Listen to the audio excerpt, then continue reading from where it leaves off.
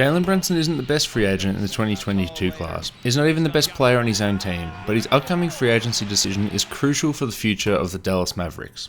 I'm Sean Carroll, and welcome to the Deep 2 Film Room. Brunson is in the midst of a career year. He's averaging 16 points a game with just under 6 assists a night and is playing great with and without Luka Doncic.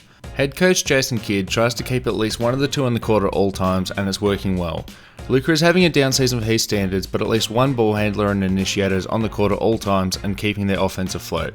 Because of this time without one another, Brunson is boasting a rather high usage percentage of over 25%. He's delivering on that weight, however, scoring 114.4 points per 100 possessions according to Cleaning the Glass, and he has an assist percentage of nearly 30%. For reference, that offensive efficiency is 5th among all combo guards, nuzzled in between Donovan Mitchell and Monty Morris of players to play at least 1,000 minutes this season. In a normal world, this is an expected leap for a 25-year-old in his 4th season, the 4th season of his rookie contract. Unlike others in his rookie class, the deal Brunson signed out of the draft was a straight 4-year deal, and it didn't include any team options at all. ESPN cap expert Bobby Marks said in a strangely now deleted tweet that the Mavericks committed contract malpractice by signing the second-round pick to a straight 4-year deal. He got more guaranteed money than most of his peers in his first few seasons, especially since most second-rounders flame out even if they make it into the league. But the downside was that he didn't have the ability or the option to look elsewhere after his first couple of seasons. It was a nice but now illegal piece of business by former GM Donnie Nelson at the time.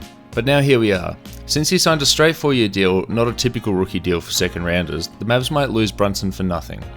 When most players come off their rookie deal, the player is a restricted free agent, meaning their team has matching rights if they try and sign an offer elsewhere. The Mavs don't have this. Brunson could walk right up to Mark Cuban, ask for a figure, and quite a big one at that given how well that he's playing and how essential he is to this team, and walk if he doesn't like.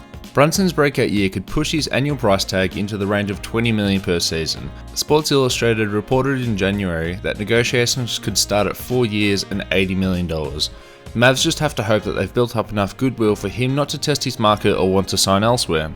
One team that could sign Brunson away from the Mavs are the Detroit Pistons. Detroit will have plenty of cap space to play with this offseason, and with the Killian Hayes experiment going the way of another French point guard prospect, bringing in a capable guard and Brunson would help the development of their young players.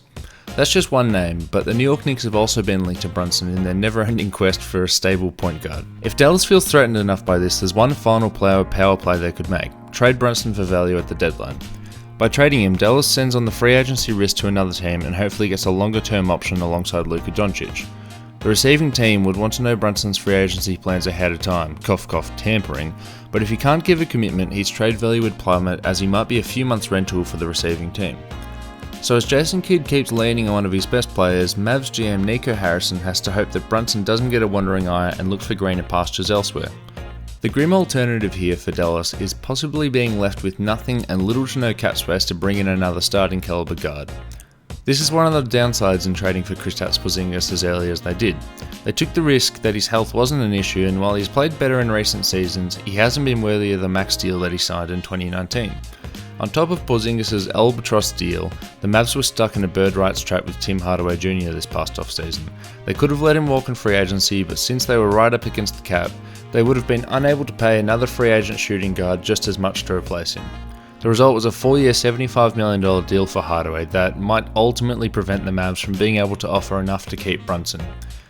If they do lose Brunson, they'll be left with Dorian Finney-Smith, Tim Hardaway Jr., Maxi Kleber, Reggie Bullock, and Dwight Powell, all aged 28 and above. Dallas has done the hard part. They drafted the superstar player and they built the playoff team around him. If they lose Brunson in free agency, how likely is it that they make the finals the next season? They'll have the young core that's ready to make the playoffs, but do they have enough to make a serious championship push? The Mavs should be building a championship caliber team, not losing their quality young players right now. Without some creative accounting and a big offer for Brunson this offseason, the Mavs are looking at being old, expensive, and not good enough, just as we enter Luka's own unrestricted free agency in a couple of years. And there's one thing that we've learned over the past 10 years is that it's never too early for the clock to start ticking on a superstar's free agency decision.